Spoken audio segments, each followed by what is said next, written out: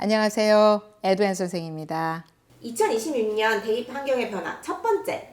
시험의 부활입니다. 팬데믹을 통해서 지내가면서 SAT, ACT가 옵션이 됐었죠. 시험이라는 조건들을 충분히 아이들이 해결할 수 없는 경우에 대한 그런 어떤 공평함으로 SAT, ACT를 내도 좋고 안 내도 좋은 그런 지난 5년을 보냈습니다. 점점 대학들은 SAT에 대한 그런 중요성들을 더 많이 생각하게 되었었고, 지난 5년 동안 MIT, 하버드, 예일 전부 다 그 아이비리그 대학들은 SAT 점수가 필수 요건이 되는 그런 지원 방침을 내놓았습니다. 대다수의 주립대학들도 SAT에 대한 지원 요건들을 올해 입시 전형 방법으로 내놓았죠. 대개 그 SAT, ACT 성적들을 가지고 대학은 그 학생들의 신입생 1년의 그 수학 능력을 가늠했다고 합니다. 점수 없이 들어온 학생들이 어떻게 대학에서 적응하고 능력들을 발휘하는지를 지난 5년 동안 보았을 것이고, 여기에 대한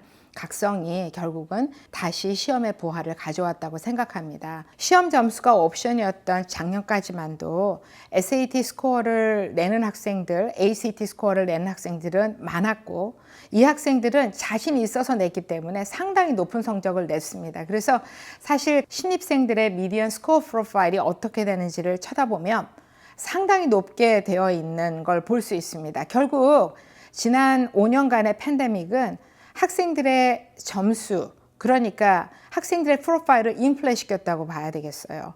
그리고 GPA나 AP 성적 가지고 성적에 굉장히 많은 가산점을 둘 거라고 생각했기 때문에 학생들이 가지고 있는 GPA나 AP 성적에 대한 부담 역시도 이전과 팬데믹 이전과는 사뭇 다른 엄청난 부담을 가지고 지난 5년을 보냈죠. 팬데믹은 정말 구석구석에 여러 가지 영향을 준 것 같습니다. 아이들을 어렵게 한 거는 아주 분명히 있습니다.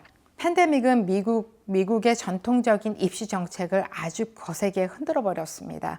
거기에 2025년에 이 새로운 행정부는 오바라는 조례를 발표했습니다. 이 부분은 다른 자세한 부분보다 미국 연방정부가 교육 제도에 영향을 미치고 있는 여러 가지 부분들을 10가지 조례로 발표해서 사실 압력을 주게 된 그런 내용들인데요. 이 조례를 통해서 꼭 얻어야 되는 건 학생의 데이터를 좀 더 객관적으로 내놔야 한다는 것입니다.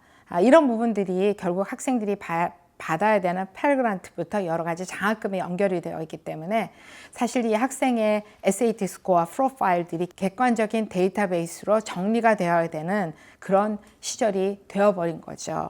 두 번째는 경쟁의 변화 양상인데요. 2008년 이후에 출산율이 떨어졌답니다. 그런데 이번에 대학 지원하는 학생들이 2008년생이들이에요. 결국 어플리컨트는 줄어들 거고, 근데 학생들은 어플리케이션은 점점 늘고 있는 추세였습니다. 작년까지도 10개, 15개 정도는 아이들이 보통 기본으로 지원서를 넣었었죠.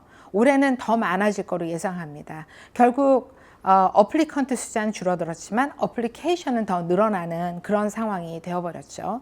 어플리케이션에 대한 통계를 가지고 입학률을 내다보면 입학률이 떨어지는 건 당연하겠죠. 어플리케이션 숫자가 늘었으니까.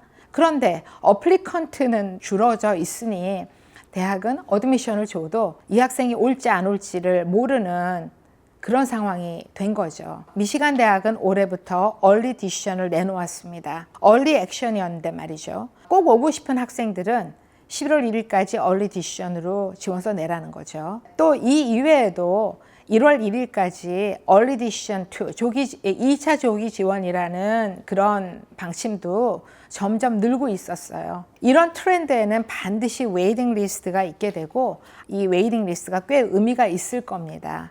정리해보면 2026년 입시는 합격률은 더 떨어질 거고 기다리는 시간은 더 길어질 거라 그렇게 보입니다.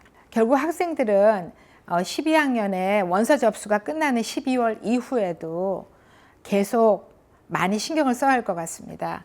2학기, 3학기까지도 학교 성적에 신경을 많이 써야 될 것 같고, AP 성적까지 잘 준비해서 추가 서류로 보충을 해야 될 그럴 일들이 있을 때 대비해야 될 것 같습니다. 변화의 세 번째는 지원서에 대한 진정성의 부각입니다. 우리는 AI에 대한 이슈를 많이 겪고 있습니다. 사실 다소 어이는 없지만 피할 수 없는 문제가 되어 있죠. 학생들이 AI를 써서 에세이를 쓸 것 같다. 또 AI를 썼는지를 스크린해서 진정성을 봐야 하겠다. 이런 부분들이 올해 입시에 아주 중요한 일이 아닐까, 화두가 되지 않을까 생각합니다. 올해 나온 카먼 애플리케이션에 사실 바뀐 건 없습니다.